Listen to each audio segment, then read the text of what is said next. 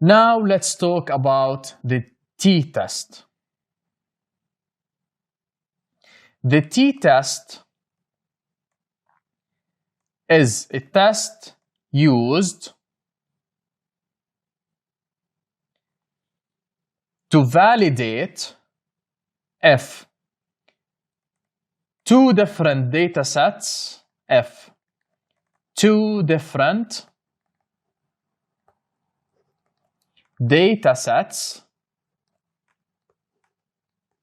measuring the same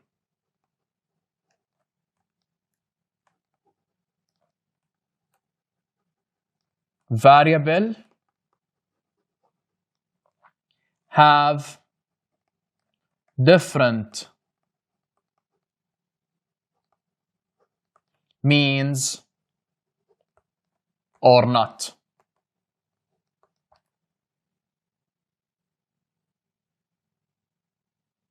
So in my t-test, the null hypothesis is always mu1, which is the mean of data set 1, is equal to mu2. The alternative hypothesis, mu1 is not equal to mu2. Or I can write this as mu1 minus mu2 is equal to 0. And I can write this one, mu1 minus mu2 is not equal to 0. I use this null hypothesis and this alternative when I have to use two-tailed test. This is for two-tailed test because the alternative hypothesis says that the means are not equal, which means why it's a two-tailed test. It's a two-tailed test because mean 1 can be either less than mean 2 or greater. This what the alternative hypothesis means. Now, if I want to perform a one-tailed test, it would be this way. I say that the null hypothesis mu1 is equal to mu2, and the alternative hypothesis would be that mu1 is less than mu2. This is an example of a one-tailed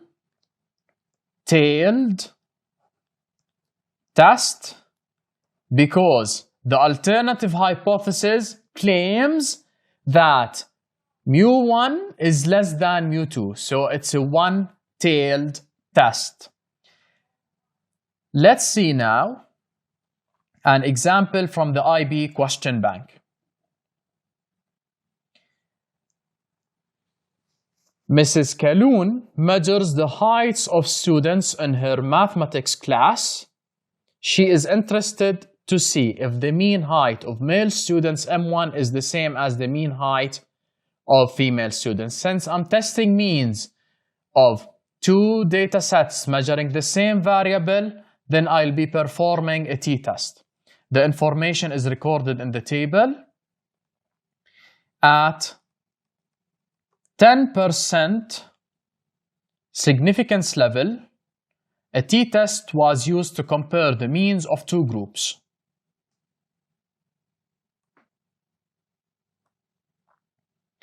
The data is assumed to be normally distributed and the standard deviations are equal between the two groups.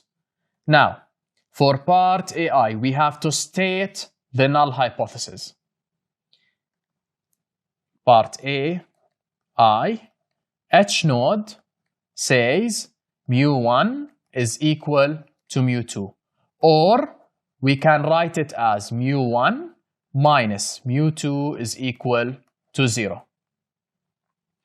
Part I, state the alternative hypothesis. The alternative hypothesis, which is SHA,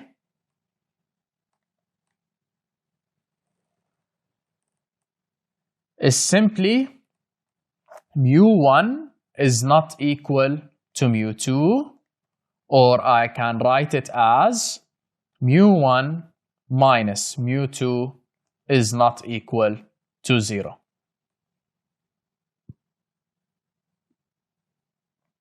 For part B, we have to calculate the p-value for this test, because also for the t-test, in order to reject or accept a null hypothesis, we have to use the p-value. The p-value also have the same rule as the chi-squared goodness of fit test. The p-value, I will write it in here in blue again. We have to compare the p-value with the significance level. If the p-value is less than the significance level, then we reject each node.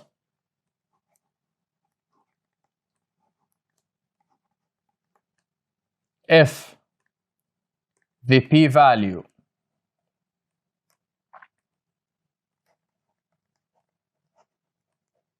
is greater than the significance level, then we do not reject each node.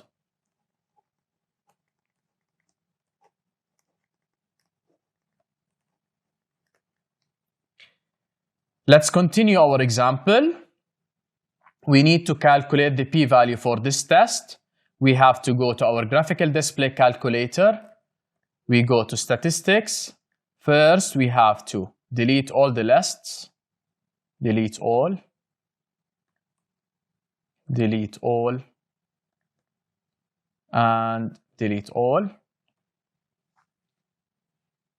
I have to fill in the male heights in list 1, so it's 150.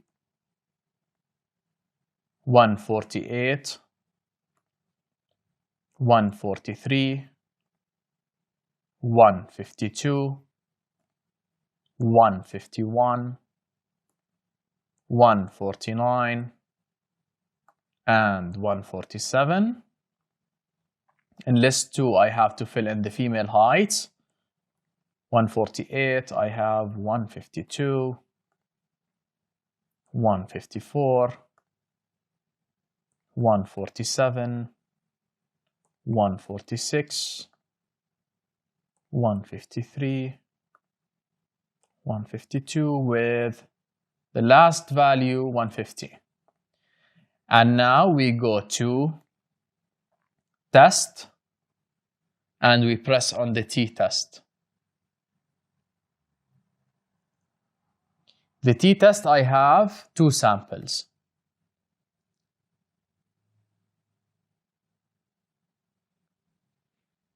Now, the data, we have it in list. This is the alternative hypothesis that mu1 is not equal to mu2, which means I have a two-tailed test. The first data is in list 1 and the second data is filled in list 2. So now,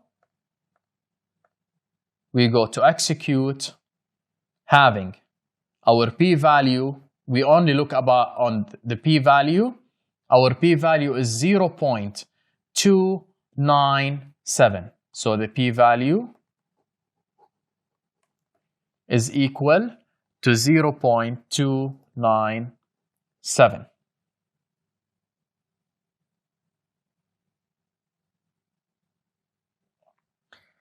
Let's continue for part C. State, giving a reason whether Ms. Kaloun should accept the null hypothesis. Now, the p-value, I have it, 0.297, and the significance level is 10%. The significance level is 10%, which means this is 0.1. So, for part C now, I have the p-value 0.297 0.297 is greater than the significance level, which is equal to 0.1. So, because the p-value is greater than the significance level, we do not reject.